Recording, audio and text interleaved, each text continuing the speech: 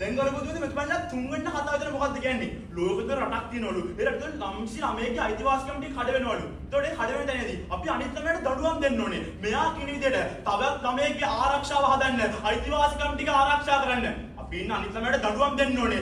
ඒකට වෙන්න ඕනේ කරපු දුන්නේ නෑ. අර ළමයා වැරදි කරනවා නම් ඒ වැරදි කරන ළමයාගේ ආකල්ප ටික අපි හදන්න ඕනේ. ඒක තමයි රට ඇතුලේ වෙලා නැත්තේ. ඒකයි ඒ රට ඇතුලේ ඒ ප්‍රශ්න ටික ඇති වෙලා තියෙන්නේ. ඕකයි මෙයාට තේරුම් නැත්තේ. තවත් කෙනෙක්ගේ ආරක්ෂාව හදන්න, අයිතිවාසිකම් ටික ආරක්ෂා කරන්න ඕනේ කියලා. අනිත් ළමයාට දඬුවම දීලා එක හදන්න බෑ. එයාගේ මනා පෞරුෂයක් හදන්න ඕන නම් එයාගේ ආකල්ප වලට එතනින් උත්තර දෙන්න ඕනේ. ඒකටයි ආමන්ත්‍රණය කරන්න ඕනේ. ඒකට ආමන්ත්‍රණය නොකරන තාක්කල් එයාගේ ඇතුලේ පූර්ණ පෞරුෂත්වයක් හැදෙන්නේ නෑ කරපු දුන්නේ. දඬුවම දෙනකම් පෞරුෂත්වය තියෙයි. දඬුවම දුන්නේ නැති තැනදී පෞරුෂත්වයක් කැලේ. ඇයි?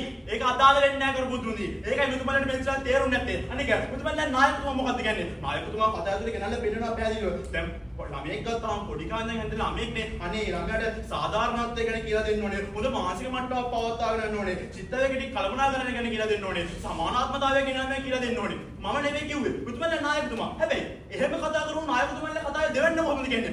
ළමයට කම්මුවට පාරක් ගැහුවට කමක් නැහැ. එළමගේ මානසික මට්ටමට කිසිම බලපෑමක් එන්නේ නැහැ. මාර තර්කණේ කරපු දුන්නේ. ළමයට කම්මුවට පාරක් ගැහුවම පස්සේ එළමගේ මානසික මට්ටමට දඬුවම් වෙන්නේ නැත්තම් මට කියන්නකෝ කොහොමද ලංකාවේ අපිට තොරතුරු වාර්තා වෙන්නේ? ළමයට දඬුවම් දුන්නේ නැහැ පස්සේ එළමයා කියලා තමන්ගේ සියදිවි හානි කර ගන්නවා කියලා. ඇයි?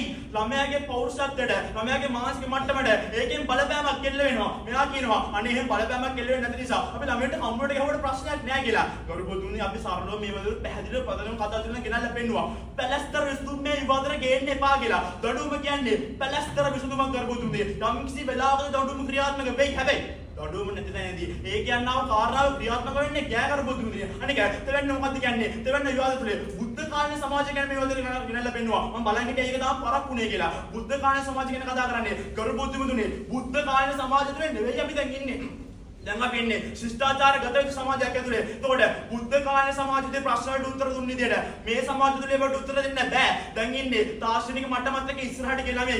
ඉස්සර ලිව්වේ කළු ලෑල්ලේ නම් දැන් ඒ ළමයා ටැබ් එකක් පාවිච්චි කරලා තාක්ෂණයත් එක්ක ඉස්සරහට ළමයෙක් ඉන්නේ. ඒ ළමයාට මෙයා කියනවා වර ගතානුගතික සම්ප්‍රදායික මට්ටමේ ප්‍රශ්න වලට උත්තර දීලා හරියන්නේ නැහැ. ඉස්සර වගේ දඬු කඳේ ගහන ඉස්සර කරයි. බෙල්ල වල මේ මරණය දඬ දෙන එක ඉස්සර කරයි. හැබැයි ඒ මට්ටමින් දඬුවම් වලට අද උත්තර දෙන්න බෑ. ඇයි? තාක්ෂණික මට්ටමින් ඉස්සරහට ගිහිල්ලා ශිෂ්ට සම්පන්න භාවය ප්‍රවර්ධනය කරගෙන සමාජයක තුල ඉන්නේ.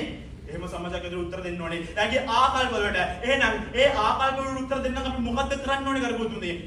අපි දඬුවම තහනම් කළා. ආකල්ප වලට මූලිකත්වය දෙන්න ඕනේ. අනික මෙතුමන්ලා කියන දේ මෙතුමන්ලා ගෙනල්ලා පෙන්නනවා. මොකද්ද මේ වැරදි කරනකොට කොහෙ නිකන් ඉන්න අපි කියන්නේ කරපොතුනේ කිසිම අවස්ථාවක ළමයෙක් වැරදි කරනකොට දැන් ගුරුවරයෙක් කියනවා අර ළමයා වැරද්දක් කරනවා. ඒ වැරද්ද කරනකොට නිකන් බලන් ඉන්න ඕනේ. අපි එහෙම කියන්නේ නැහැ කරපොතුනේ. වැරදි කරනකොට ඒ වැරද්ද හදන්න ඕනේ. හැබැයි ප්‍රශ්නේ තියෙන්නේ ඒ වැරද්ද හදන්න ඒ ළමයාට ගහලා බැනලා කියනවා දඬුවම කියන කාරණාව භාවිත කරන්න මේ ප්‍රශ්නේ තියෙන්නේ. එහෙම නැතුව ඒ ළමයාගේ ආකල්ප ටික හදලා ඒ ළමයා හරි මාර්ගයට ගන්න හැකියාවක් තියෙනවා ප්‍රශ්නයක් නැහැ. අපි කියන්නේ ඒක කරන්න කියලා. මේ කරපොතුනේ මෙතුමන්ලා මොකද්ද කියන්නේ? මෙතුමන්ලා දෙවන්න අපෙන් අහනවා. ගෙනල්ලා පෙන්නන්නලු කොහොමද දැන් ආකල්ප ටිකේදී හදුනේ කියලා. කරපොතුනේ ඔබ තමයි කැඩිවත් තුළ පදනම හරියට අහන් ඉන්නේ කියලා. පදනම මෙතුමන් පැහැදිලිව ගෙනල්ලා පෙන්නුවා. පූර්ණ පෞරුෂත්වයක් හදන්න බලපාන ප්‍රධාන බලපෑම් තුනක් තියෙනවා. දැනුම, ආකල්ප කුසලතා. හැබැයි ලෝක තුල දඬුවම ක්‍රියාත්මක වෙන හැම තැනදීම වෙලා තියෙන්නේ. ඔය කියනවා දඬුවමත් එක්ක අර දැනුම ආකල්ප කුසලතාවට ඇති වෙලා තියෙන හොඳ බලපෑමක්ද? නෑ.